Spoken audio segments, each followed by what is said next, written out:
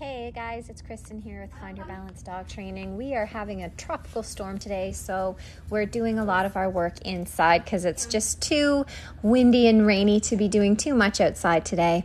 One of the things that I've been working on with Milo is having him ignore stuff that's on the floor. So Milo is a dog that would eat hair scrunchies, he would eat socks, he would eat anything he could find on the floor basically.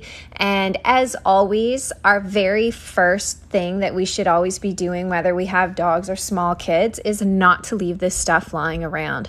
So first and foremost, just don't leave your scrunchies or your socks or anything like that in a place where it's accessible to the dog. Number two, Milo now has a place command along with all of his other basic obedience commands, which we will be using in the house. So Milo should not be freely roaming in the house, but instead he should be resting comfortably on his dog bed and not moving until his handler asks him to.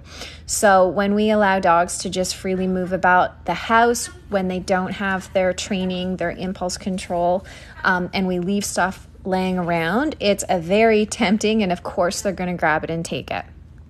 And number three, we're doing a bit of work here so that if something does accidentally get dropped or left out, then Milo will have the ability to be held accountable for not touching it or dropping it should he grab it.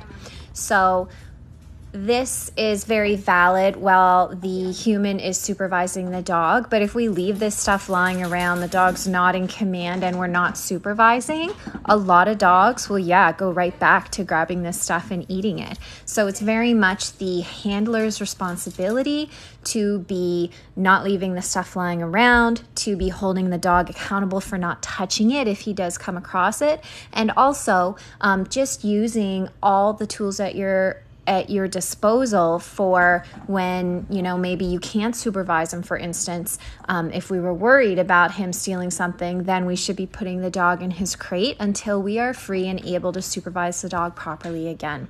So it's a lot of just using all the great tools and commands that we now have to make sure that Milo doesn't have another opportunity to ingest something like this, because this is really dangerous.